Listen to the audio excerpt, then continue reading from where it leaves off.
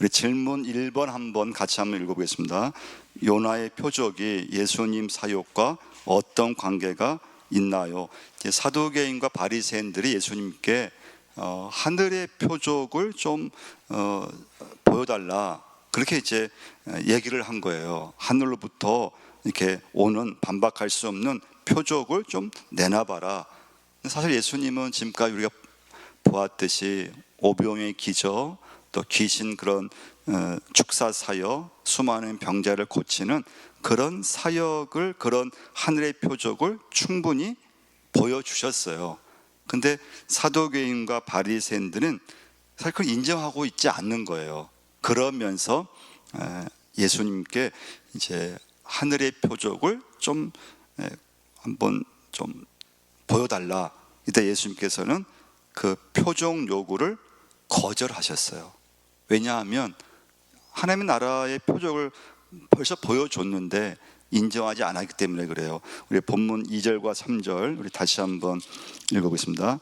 예수께서 대답하여 이르시되 너희가 저녁에 하늘이 붉으면 날이 좋겠다 하고 아침에 하늘이 붉고 흐리면 오늘은 날이 곱겠다 하나니 너희가 날씨는 분별할 줄 알면서 시대의 표적은 분별할 수 없느냐? 너희가 날씨는 분별할 줄 알면서, 무슨 말씀입니까? 세상 일은 그렇게 잘 알면서 하나님의 일에 대해서는 그렇게 왜 무지하냐? 이 말씀을 여러분과 저에게 우리가 적용하면은, 여러분과 제가 지금 살아가면서 누구든지 뭐 경제에 대해서 잘 알고 있고 또 사회 문제를 말하라고 하면은 잘 얘기하고, 세상 돌아가는 그런 일에 대해서 아주 정확히 얘기하고, 부동산 문제에 대해서 또 정확히 알고 있고, 뭐 땅 문제에 대해서 잘 알고 있고, 뭐 건강 문제 막 박식하게 알고 있고, 세상 일에 대해서는 그렇게 참 밝을 수가 없는데, 근데 문제는 너가 정말 하나님에 대해서 알고 있느냐? 예수 믿는다고 하면서 하나님의 그런 일에 대해서, 하나님의 그런 어떤 비전에 대해서 얼마큼 알고 있느냐? 그런 말씀이에요. 세상 일에 대해서는 너무 잘 알면서 우리가 뭐 정말 돌아가는 얘기라든가 또 우리가 먹는 그런, 또 우리 안동의 그런 뭐 돌아가는 그런 소식들은 잘 알고 있고, 또 누구에 대해서 잘 알고 있는데, 근데 정작 여러분과 제가 하나님에 대해서 얼마큼 하나님을 생각하고 또 있냐는 거예요. 예수님께 표적을 구하면서도 정작 하나님의 나라에 대해서는 마음이 닫혀져 있다는 거예요. 그래서 예수님은 요나의 표적밖에는 보여줄 것이 없다. 그럼 요나의 표적이 무엇일까요? 마태복음 12장으로 한번 가서요, 40절을 한번 보시면요, 마태복음 12장 40절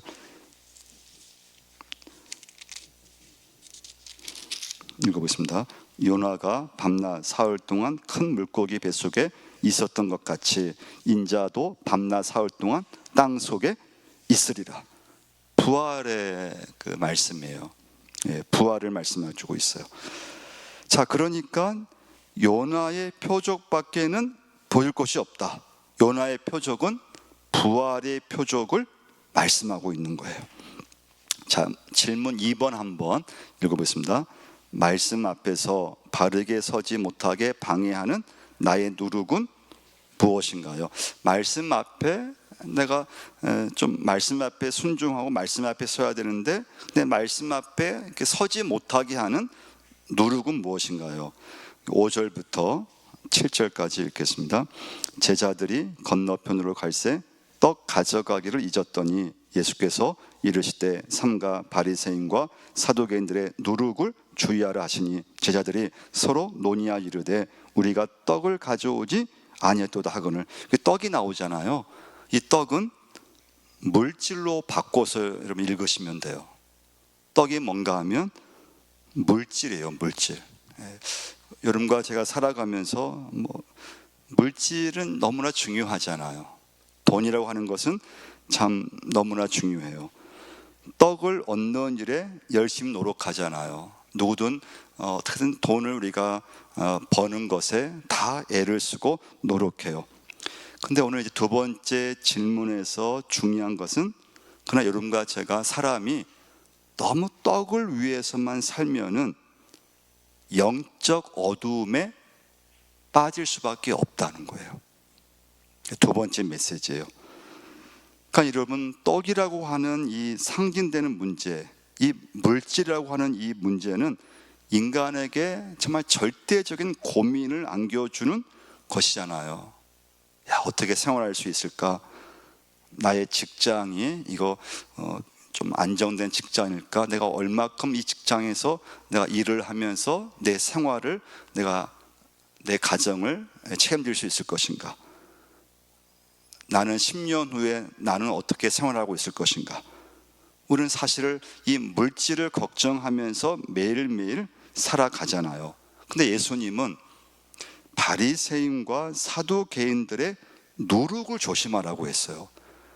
그러면 성경에서 누룩은 좋은 뜻으로 쓰일 때도 있었고요. 근데 오늘 본문에서는 나쁜 뜻이에요. 부정적인 뜻이에요. 누룩이 뭐냐? 어떤 이제 율법의 전통적인 것을 말씀하면서 오늘 본문에서는 너무 이렇게 세상의 그런 좀 욕심대로 산다 할까요? 너무 현실적인 살아가는 것은 다 누룩이에요. 그 누룩을 조심하라는 거예요. 자, 7절을 다시 한번 읽어보겠습니다. 제자들이 서로 논의하여 이르되 우리가 떡을 가져오지 아니할도다 하거늘. 떡을 가져오지 않다는 것 때문에 고민하는데, 자, 이 떡이 뭐라 그랬죠? 물질이에요. 이 떡은 인간적인 것, 세속적인 것, 땅의 문제, 떡의 문제에 관심을 가졌다는 거예요. 여러분과 제가 오늘 이 두 번째 질문에서 믿음이 없으면 하나님은 생각나지 않아요. 내가 예수를 믿지만 여러분, 믿음이 없으면 자꾸 사람이 생각나고 물질이 생각나게 되어 있어요. 여러분, 믿음이 없을 때 인간은 물질로 돌아가게 되어 있어요. 믿음이 없으면 영적인 세계에 관심을 갖기가 어려워요. 믿음이 없으면 영적인 세계가 느껴지지 않아요. 그리고 보이지도 않아요. 여러분과 제가 예수 믿지만 믿음의 눈으로 볼 때만 하나님이 보이는 줄 믿습니다. 믿음의 눈으로만 볼 때만 말씀이 들리고 믿음이 있어야 하나님에 대한 관심이 가요. 사람은 누구나 믿음이 없으면, 믿음이 약해지면 하나님이 생각나지 않고 자꾸 세상이 생각나고 자꾸 물질이 생각나고 나도 모르게 자꾸 사람이 생각나게 되어 있어요.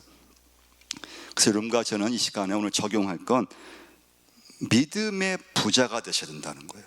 자, 믿음의 부유한 자가 되셔. 믿음이 있어야 돼요. 믿음이 있는 사람이 말씀에 관심을 갖고 믿음이 있을 때 영적인 것을 느낄 수도 있고, 그 사람이 믿음이 있을 때 주의 일을 할 수가 있어요. 근데 믿음이 없으면 교회를 나와도 온통 관심이 이 세상이에요. 진짜 온통 관심이 돈이에요, 돈. 그 사람이 온통 관심 물질에 있다는 거예요. 믿음이 없으면 그렇게 되어 있어요. 하나님이 생각나지 않아요. 믿음이 있는 사람이 하나님이 생각나고 기도가 생각나고 주의 일이 생각나고, 할렐루야. 믿음이 없으면 하나님의 생각이 안 나요. 그러니까 여러분, 이 말씀이 8절 한번 보시면요, 8절 한번 읽어보겠습니다. 예수께서 아시고 이르시되 믿음이 작은 자들아 어찌 떡이 없으므로 서로 논의하느냐. 예수님이 하신 말씀이에요. 믿음이 작은 자들아 어찌 떡이 없으므로 서로 논의하느냐. 여러분과 제가 밥을 먹어야만 살 수 있잖아요. 물질이 없으면 살 수 없어요. 저도 설교하지만 물질을 무시하라는 그런 말씀이 아니에요.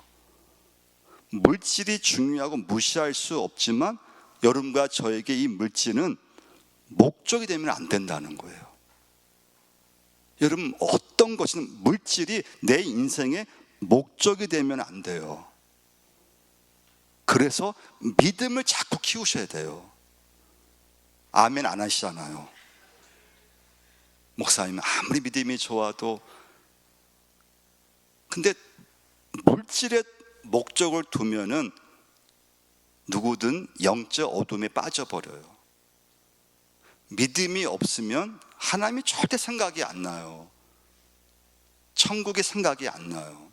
믿음이 있는 사람만이 하나님이 생각난다. 그 예수님이 말씀하신 거죠. 믿음이 작은 자들아,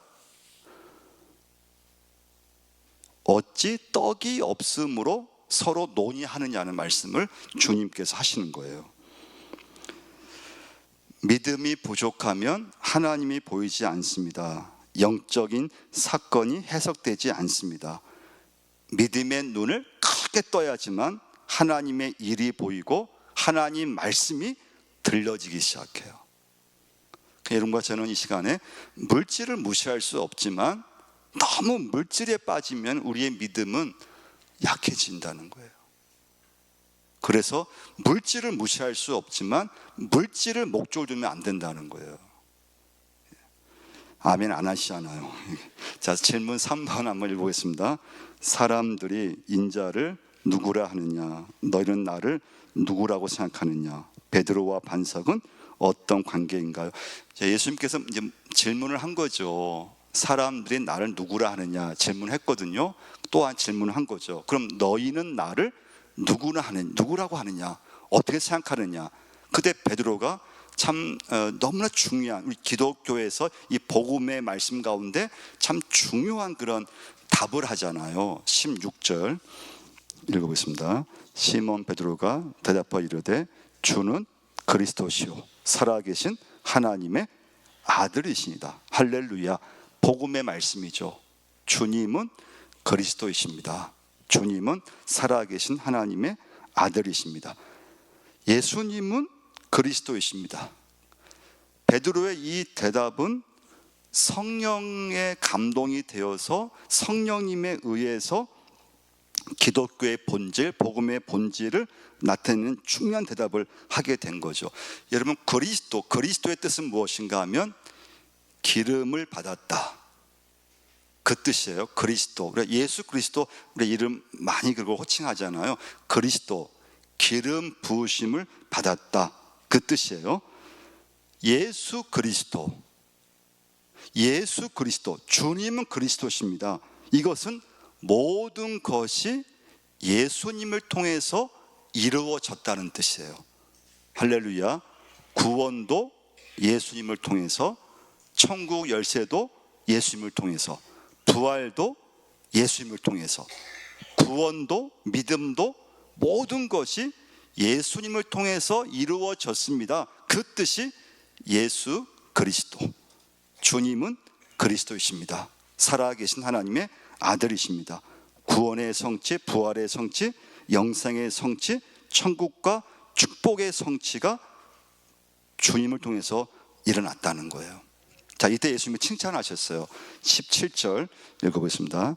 예수께서 대답하여 이르시되 바요나 시몬아 내가 복이 있도다. 이를 내게 알게 한 이는 혈육이 아니요 하늘에 계신 내 아버지시니라. 바요나 시몬아 내가 복이 있도다. 여러분과 제가 예수님을 가장 사랑하는 방법이 무엇인가 하면요, 정확하게 주님을 고백하는 사람이에요. 여러분과 제가 예수님을 잘 믿는 방법, 예수님께 내 믿음을 잘 드러내는 방법이 뭐냐고 물은다면요, 주님에 대해서 내가 정확한 신앙 고백을 하면은 주님이 그 사람을 이렇게 축복하는 걸 볼 수가 있어요. 그래서 여러분, 참된 축복은 참된 신앙 고백에서 나오는 것을 믿으셔야 돼요.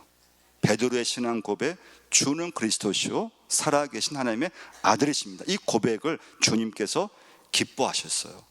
그러니까 예수님을 여러분과 제가 잘 믿는 방법, 주님을 가장 사랑하는 방법을 들라고 하면은 그것은 주님을 내가 정확하게 그분을 고백할 때, 그러면 주님께서 그 고백을 제일 기뻐하시는 걸 볼 수가 있습니다. 근데 그 참된 신앙 고백은 혈육으로 하는 것이 아니라고 했어요. 여러분, 신앙 고백은 내가 하는 게 아니에요. 성령님이 여러분과 저로 하여금 정확한 신앙 고백, 예수님이 하나님의 아들이심을 믿게 한다는 거예요. 그런 고백을 하게 한다는 거예요. 그러니까 여러분, 주님을 본 적이 없잖아요. 십자가를 누구든 본 적이 없어요. 천국을 가본 사람이 없어요. 근데 여러분과 저는 보지 않았지만 믿는 거잖아요. 성령님이 믿게 하시는 거예요. 보지 않았지만 천국이 있음을 성령께서 믿게 하시고 고백하게 하시고, 십자가 사건을 보지 않았지만 성령께서 믿게 하시고 신앙 고백을 하게 하시는 거예요. 그러니까 여러분, 우리 사람이 사람을 막 사랑할 수 있어요. 내 가족을 막 사랑할 수 있어요. 구여 식구를 막 사랑할 수 있어요. 교인들을 막 사랑해요. 사람이 사람을 사랑하는 것하고요, 사람이 근데 하나님을 사랑하는 것은 완전 별개예요. 꼭 기억하셔야 돼요. 사람이 사람을 막 사랑하는 거예요. 막 많이 사랑하고 막 사랑이 넘쳐, 정이 너무 많아요. 그러나 그 사람이 하나님을 사랑할 수 있느냐? 그렇지 않다는 거예요. 사람이 사람을 사랑하는 것하고 좋아하는 것하고 사람이 하나님을 사랑하는 것은 완전히 별개라고 하는 거예요. 그래서 혈육은 참된 신앙 고백을 할 수 없게 만드는 거예요. 성령님이 역사하셔야 돼요. 안드레가 이제 예수를 먼저 만났고요, 그 다음에 형제인 베드로를 예수님께 소개했어요. 예수님 베드로 처음 만났을 때 하신 말씀, 주신 말씀이 내가 요한의 아들 시몬이니 장차 게바라 하리라는 이름을 바꿔주셨어요. 원래 이름이 뭐였습니까? 시몬이에요, 시몬. 근데 이름 뭘 바꿔주셨어요? 게바. 이제 아람은 이걸 이제 헬라어로 한 베드로예요. 뜻은 뭐예요? 반석이라는 뜻이에요. 반석. 다시 한번 우리 말씀 한번 여기 보시면요, 18절 한번 읽어보겠습니다. 또 내가 네게 이르노니 너는 베드로라. 내가 이 반석 위에 내 교회를 세우리니 음부의 권세가 이기지 못하리라.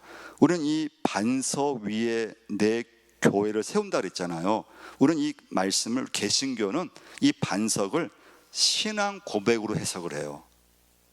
근데 카톨릭은 이 본문을 신앙 고백으로 해석하지 않고 베드로 개인으로 해석을 해요. 그래서 카톨릭은 지금 그 로마에 가면은 베드로 대성당이라고 해요. 베드로 개인에게 주님께서 교회를 세우셨다는 거예요. 그래서 이제 신부님들은 이제 똑같은 인간이지만 카톨릭에서는 신부님은 예수님과 인간의 이 중간으로 봐요. 근데 우리 개신교는 똑같은 죄인이고 똑같은 다 인간인데 똑같은 이 죄인과 인간 속에서 하나님이 주신 은사에 따라서 이제 목회자가 되고 그렇게 봐요. 근데 이 반석은 신앙 고백으로 해석하는 게 맞아요. 예. 자, 그래서 교회라는 말이 신약에서 처음 나오는 구절이 오늘 본문의 말씀이에요. 자, 주님의 교회는 어디에 세워진다는 거예요? 반석이 뭐라고요? 신앙 고백 위에 교회는 세워져요. 굉장히 중요한 거죠. 그러니까 진정한 교회는 주는 그리스도시요 살아계신 하나님의 아들이라고 고백하는 사람들이 하나님께서 세우신 교회가 교회라고 하는 거예요. 그러니까 여러분, 저 교회는 사람이 세웠다, 사람이 교회를 시작했다, 이런 말은 있을 수 없어요. 물론 어느 교회든지 처음에 교회를 시작한 사람들은 있죠. 그 교회를 처음 이렇게 만들고 또 예배를 드리고 그 교회를 처음 시작한 분들이 있어요. 그렇지만 그 사람들이 그 교회의 시작이라든가 주인이라고 할 수 없다는 거예요. 모든 교회는 이 반석 위에, 신앙 고백 위에 세워지기 때문에 교회 주인은 예수 그리스도 하나님이심을 여러분과 저는 계속 고백하셔야 돼요. 교회 주인은 사람이 아니라는 거예요. 교회 주인은 예수 그리스도 한 분뿐인데 여러분과 저 이건 날마다 고백하셔야 돼요. 사람이 교회 주인일 수 없다는 거예요. 자, 4번 질문 4번 한번 읽어보겠습니다. 베드로가 사탄이라고 책망받은 이유는 무엇인가요? 위대한 신앙 고백을 한 베드로, 그래서 예수님께 최고의 칭찬을 받은 베드로가 어떻게 그 고백 직후에 정반대로 지극히 인간적이고 불신앙적인 반응을 보였을까요? 이제 마지막 네 번째 질문이죠. 베드로가 이렇게 좋은 신앙을 하고 칭찬을 받았는데요, 바로 이어서 주님으로부터 엄청난 책망을 받게 돼요. 그 이유는 22절을 한번 보시면요, 22절 읽습니다. 베드로가 예수를 붙들고 항변하여 이르되 주여 그리 마옵소서, 이 일이 결코 죽게 미치지 아니하리다. 주여 그리 마옵소서. 그리 마옵소서, 이건 아주 간절하게 부탁한다는 뜻이에요. 이 일이 결코 주에게 미치지 못하리이다. 주님이 어떻게 생각하시든지 저는 주님의 길을 반드시 막겠습니다. 이건 주님께서 십자가를 지신다고 하는, 고난의 길을 간다고 하는 그렇게 말씀을 주셨을 때 베드로의 반응이에요. 주님, 저는 절대로 주님께서 그런 일이 일어날 수 없게끔 저는 막겠습니다. 저는 주님의 길을 막겠습니다. 단호하게 예수님의 일을 막겠다고 한 거예요. 자, 그럼 여러분, 왜 베드로가 이렇게 그러면 갑자기 달라졌을까요? 왜요? 아니, 좀만 해도 주님은 그리스도시요 살아 계신 하나님의 아들이십니다, 이렇게 겸손하게 고백하고 주님도 칭찬을 받았던 베드로가 왜 갑자기 이렇게 엉뚱한 말을 하고 또 책망받는 말을 하고? 자, 그 이유는 베드로가 갑자기 교만해졌기 때문에 그래요. 그럼 왜 교만해졌을까요? 17절 그 말씀대로 예수께서 대답하여 이르시되 바요나 시몬아 내가 복이 있도다. 이를 내게 알게 하니는 혈육이 아니요 하늘에 계신 내 아버지시니다. 이 말을 들었을 때 베드로는 기분이 괜히 좋아졌어요. 기분이 좋아졌는데 여러분과 저 마찬가지인데요, 기분이 좋아져서 이게 좀 지나치면은 사람은 누구나 약간 우쭐대는 게 생겨요. 그래서 18절 이제 19절에 보시면 또 내가 내게 이르니 너는 베드로라, 내가 이 반석 위에 내 교회를 세우리니 음부의 권세가 이기지 못하라. 얼마나 베드로가 이 말씀을 들었을 때 얼마나 그냥 막 의기양양했겠어요. 내가 교회를 세우는 건데, 베드로가 내가 너의 반석 위에 교회를 세우겠다고 이 말씀을 들었을 때 베드로가 그 말씀을 그대로 받고 겸손하게 했으면 좋았을 텐데 그러지를 못했어요. 칭찬 듣고 나서 약간 베드로가 야, 그래, 내 신앙이 최고지, 주님이 나를 인정할 정도로 내 신앙이 최고야. 근데 이것은 여러분, 베드로만 그랬을까요? 베드로만 이런 잘못을 범할까요? 여러분과 저도 예외가 아니라는 걸 꼭 기억하셔야 돼요. 여러분, 사람은 누구나 믿음이 좋다는 말을 들으면 순간 속으로 우쭐해질 수 있어요. 그러니까 영적 교만은 굉장히 무서운 건데요, 사람이 칭찬을 들으면 별 수 없이 그걸 잘 믿음으로 그것을 겸손하게 관리하지 않으면 넘어지기 너무나 쉽죠. 자신의 인간적인 생각이 하나님의 생각이라고 착각할 때도 많이 있어요. 자기도 모르는 사이에 주님보다 자신이 앞설 때가 있어요. 그러니까 베드로가 예수님만이 꾸짖고 있는 거예요. 베드로가 예수님을 꾸짖고 있고, 주님, 절대 그런 일이 주님으로부터 생기지 않도록 저는 주님을 맡겠습니다. 주님이 그런 길을 가지 못하게끔 저는 주님의 길을 저는 단호하게 어떤 일이 있어도 막을 것입니다. 여러분과 저도 여러분 교회에서 보면은 너무 열심을 내다가 어떤 분은 목회자를 야단치는 경우도 있죠. 자신이 교회를 오래 다녔다고 해서 그 교회에서 제일인 양 행사하기도 해요. 영적인 체험을 했다고 해서 내 믿음이 최고의 믿음처럼 의기양양하기도 하는 사람도 있죠. 예외가 아니에요. 예외가 없어요. 예수님보다 높아진 사람들도 꽤 있는 거죠. 오히려 하나님께 충고하기까지 하는 거죠. 여러분, 왜 이런 일이 일어날까요? 교회 안에서. 그것은 인간적인 생각 때문에 그래요. 인간적인 생각. 자기의 인간적인 생각이 딱 갖게 되면은 영적인 교만함이 오게 되어 있어요. 그럼 열심을 내는 사람들은 열심을 낸 대로 막 가르치려고 하고, 목회자를 막 가르치려고 하고, 때로는 야단치기도 하려고 하고, 또 좀 체험을 하게 되면은 자기 체험이 전부이냐, 또 자기 믿음이 최고이냐, 또 다른 사람을 쉽게 무시해버리고 우쭐댄다는 거예요. 여러분, 인간적인 생각은 아무리 좋은 것이라 해도요, 하나님의 의를 이루지 못하는 거예요. 베드로의 인간적인 생각은 베드로 하여금 예수님을 꾸짖는 지경에까지 가게 돼요. 이때 예수님의 반응이에요. 23절 한번 보시면요, 읽어보겠습니다. 예수께서 돌이키시며 베드로에게 이르시되 사탄아, 내 뒤로 물러가라. 너는 나를 넘어지게 하는 자로다. 내가 하나님의 일을 생각하지 아니하고 도리어 사람의 일을 생각하는도다 하시고.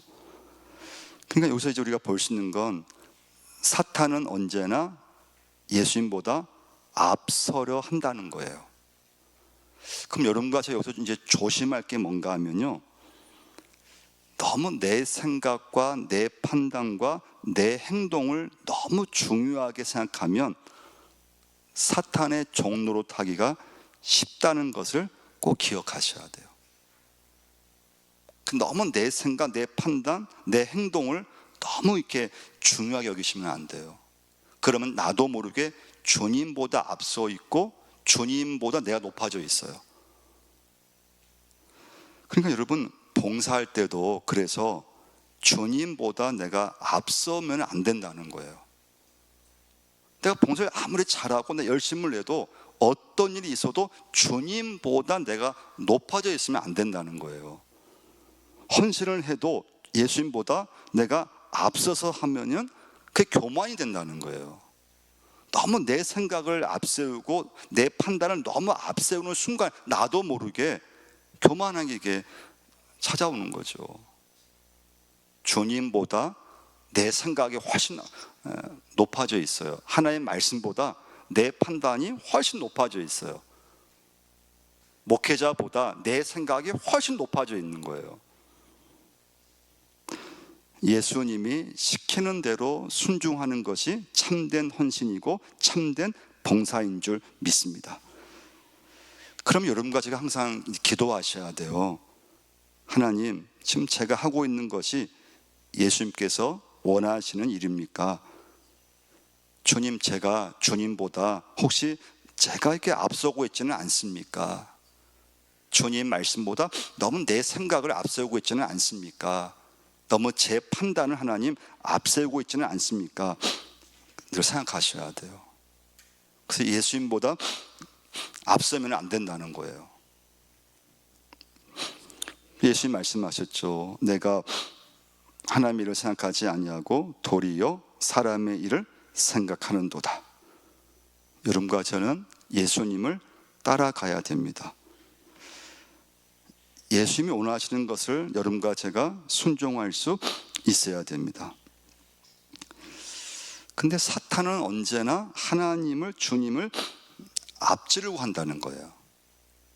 그래서 여러분과 제가 오늘도 이제 마지막 메시지는 정말 조심할 건, 나도 모르게 누구든 교만해질 수 있다는 거예요. 그러면 자기 생각이 제일인 줄 알아요. 주님 보다도 내 생각이 제일 위에 있어요. 내 판단이 제일 위에요. 그게 이제 하나님의 말씀보다도 내 판단이 제일 위가 되고, 그러면 이제 내가 제일 높은 위치에 있는 거죠. 그래서 여러분, 너무 내 생각과 내 판단을, 내 행동을 너무 이렇게 높이 두면 안 돼요. 어떻게 하든 주님의 말씀을 높이 들려고 하시고, 내 생각이 이게 옳지만은 이게 틀릴 수도 있고, 내 생각이 전부 다가 아니고, 모든 것은 교회의 주인은 주님이시고, 내가 아무리 좋은 생각, 좋은 판단을 해도 하나님 말씀에 비춰보면 저는 아무것도 아닙니다. 저의 생각 너무나 짧습니다. 하나님, 주님만을 앞서게 하여 주옵소서. 주님을 붙잡을 수 있게 도와주옵소서. 그러니까 베드로가 그러면 그게 좋은 신앙 고백을 했지만은 주님 앞에, 주님 그런 일이 있으면 안 됩니다. 주님 제가 맡겠습니다. 그렇게 했지만 주님께서 뭐라고 했습니까? 사탄아, 내 뒤로 물러가라. 너가 하나님을 생각하지 아니하고 사람의 일을 생각하는도다.